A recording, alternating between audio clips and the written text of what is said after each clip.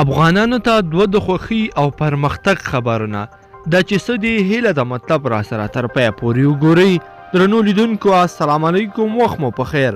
لومړی خبر: کمال خان بند شپږو میاشتو کې د اوبو ذخیره کولو ته آماده کیږي. په نیمروز ولایت کې د کمال خان بند چارې بشپړېدو ته نږدې شوې دي او په راتلونکي شپږو میاشتو کې به د اوبو ذخیره کولو ته تیار شي. د چارو ادارې عمومي رئیس فضل محمود فضلي وایي ولسمشر غني پرون نیمروز ولایت ته د خپل سفر پر مهال د کمال خان بند د چارو کتنه هم وکړه او دغه پروژه به ژر بشپړه شي. د کمال خان بند جوړېدل د نیمروز او جنوب لویدیځي حوزې د خلکو لویه غوښتنه ده چې 3 کاله وړاندې د دریم پاس د بنسټ ډبره ولسمشر غني کېښوده.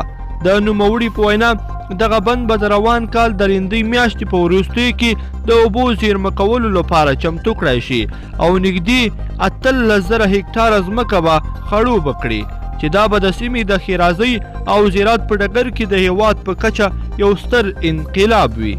دوهم خبر: کابل کې په لومړي ځل ښځینهو لپاره د کرکټ اکاډمۍ پرانیستل شوه.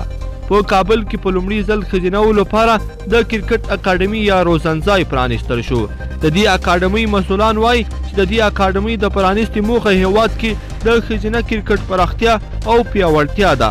دوی وایي هڅه به وکړي چې په هېواد کې د ښځینهو کرکټ هم پراخ او پیاوړی کړای شي. د دې اکاډمۍ پرانیستې ته د ملي لوبډلې مشهور لوبغاړي هم وربلل شوي وو.